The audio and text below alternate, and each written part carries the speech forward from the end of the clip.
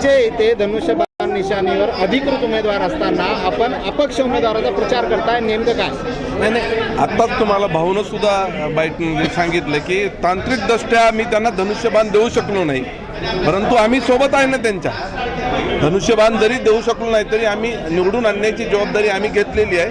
आमच्या हदगाव मतदारसंघातील जवळजवळ 4 ते 5 हजार नागरिक इथं राहतात आणि तरी एक उच्च शिक्षक त्याचबरोबर इंजिनियर असलेल्या मिनलताई गजानराव पाटील यांना कामाचा अनुभव आहे आणि इथं ऑफिस खोलून गोरगरिबाचे 1 वर्षापासून कामंसुद्धा करायला सुरुवात केलेली आहे. मग निराधाराचे प्रश्न असो किंवा अनेक अडचणी ज्या आहेत ते स्वतः आपण तांत्रिकदृष्ट्या म्हणताय, तांत्रिकदृष्ट्या याचा अर्थ एखादा अर्ज उमेदवारी अर्ज मागे घेतला, फेटाळला, काही त्रुटी राहिला त्याला तांत्रिक म्हणतात, पण इथे शिवसेनेचे अधिकृत उमेदवार तांत्रिकदृष्ट्या म्हणजे त्यांना एबी फॉर्म लागला नव्हता, परंतु ते शिवसैनिकच आहेत. शिवसेनेचा एबी फॉर्म लागला नाही, परंतु त्यांना छत्री निशाणी मिळाली, एवढाच फरक आहे, दुसरं काहीही नाही.